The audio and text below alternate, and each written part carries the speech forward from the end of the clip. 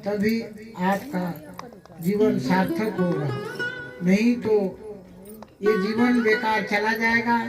बेकार जाने का मतलब क्या है कि ये सब चीज को हम नहीं जानते हैं,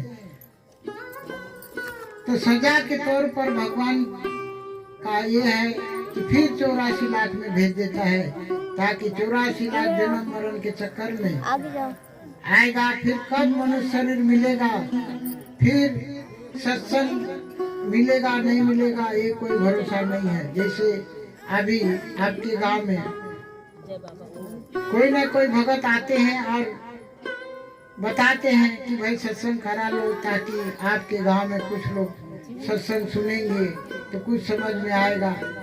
लेकिन देखिए गांव में कितने घरों में जा करके निमंत्रण दिया होगा, मास्टर जी के घर में सत्संग हो रहा है, आज आप आइए, थोड़ी देर के लिए आप सुनिए। लेकिन बताइए उनको ऐसे समय में गांव में ही आने के लिए टाइम नहीं मिलता है, तो बताइए उनको कब समय मिलेगा ये कौन जानता है। इसीलिए संत लोग इशारा करते हैं भाई अच्छे चीज को लेने के लिए आपको खुद अपने समय से ही समय निकालना पड़ेगा, अलग से आपको समय नहीं दिया जाएगा। क्योंकि समय जो मिला है आपको काम धंधा, उसी में से समय निकालना पड़ेगा, तभी आप अच्छे चीज को कर पाएंगे। नहीं तो ये मन तो हमको कहीं का कहीं और ले जाएगा। इसीलिए संत लोग इशारा किया भाई झूठ और सच की परख करने की विधि आप सत्संग के जरिए जान सकते हैं, और उसमें कौन से रास्ते में जाएंगे तो आपको लाभ होगा, कौन से रास्ते में चलेंगे तो हानि होगा। जैसे आपके गांव में अभी हमने कुछ लोगों से पूछा ये क्या खेती कर रखे हो, तो कह रहे पिपरमेंट है।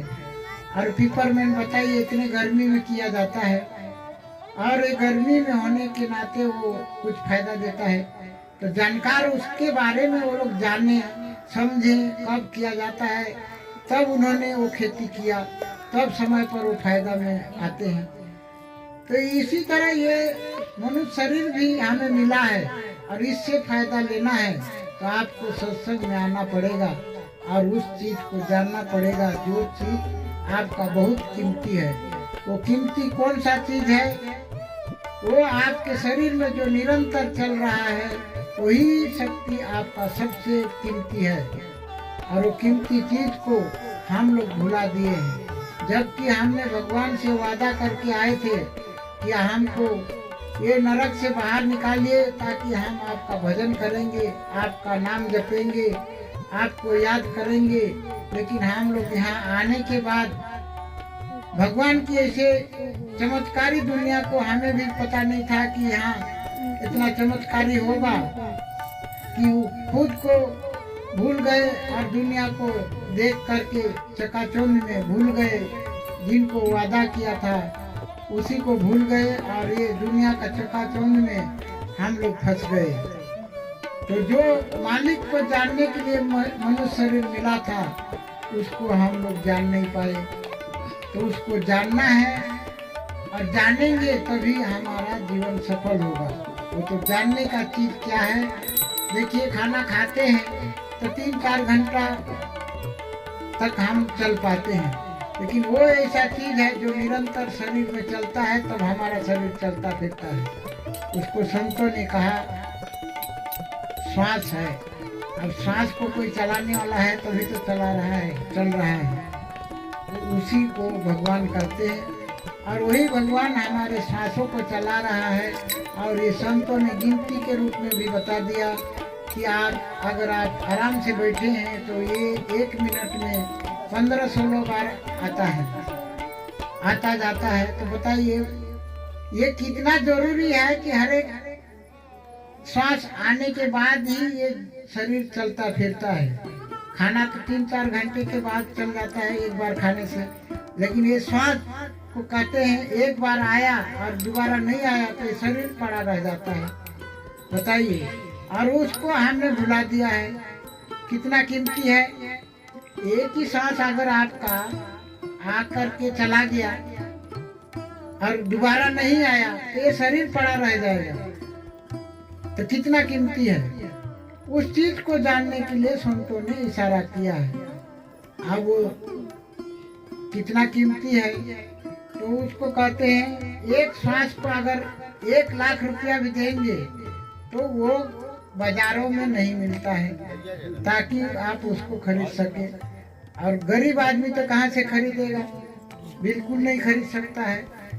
तो इसको कहते हैं संतों ने, भक्ति स्वतंत्र सकल सुख खानी, बिनु सत्संग न पावो ही प्राणी।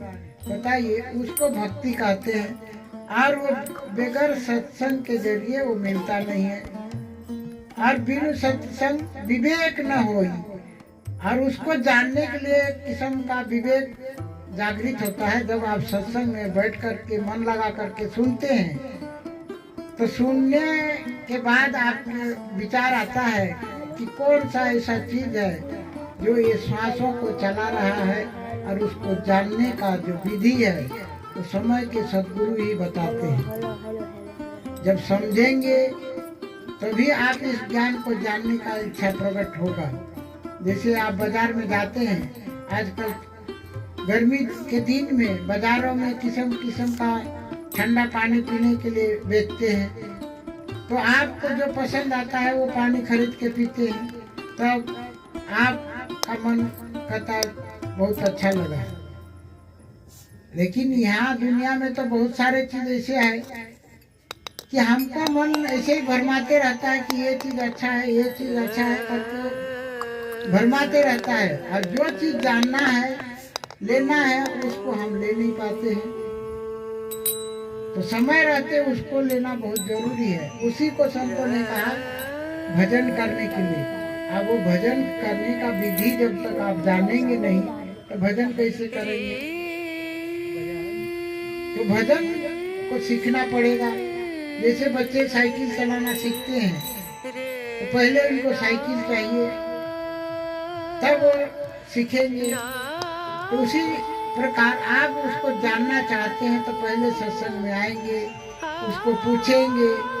जब उस चीज को लेंगे पहले, तभी तो भजन करना सीखेंगे, नहीं तो भजन कैसे करेंगे। जब तक उसको सीखेंगे नहीं तो भजन कैसे करेंगे।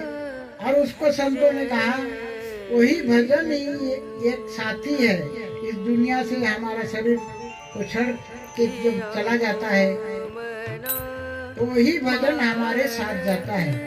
संतों ने यहाँ तक कहा कि दुनिया में जितने भी काम धंधा करके पैसा धन दौलत इकट्ठा करते हैं, अपने सुविधा के हिसाब से गाड़ी खरीदते हैं, मोटरसाइकिल खरीदते हैं, कार खरीदते हैं, ये सब चीज हमारे सुविधा के लिए यहीं पर काम आता है।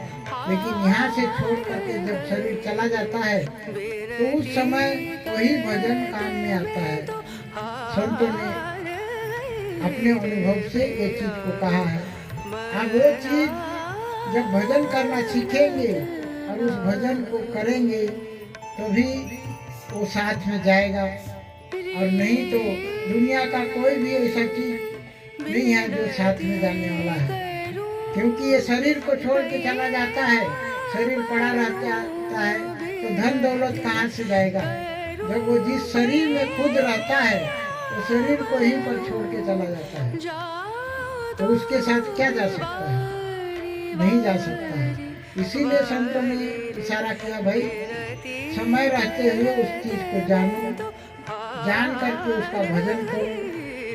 और भजन करेंगे वही आपका कमाई है। नहीं तो दुनिया का जितने भी कमाई किए हैं यहीं पर छोड़ के जाना पड़ेगा, और दूसरा कोई उपाय नहीं है। आप किसी भी हालत में उसको ले नहीं जा सकते, वो यहीं की सामान है, यहीं पर छोड़ के जाना पड़ेगा। इसलिए संतों ने इशारा किया, पहले उसको जानो, जान करके भजन करोगे वही आपका काम है देगा।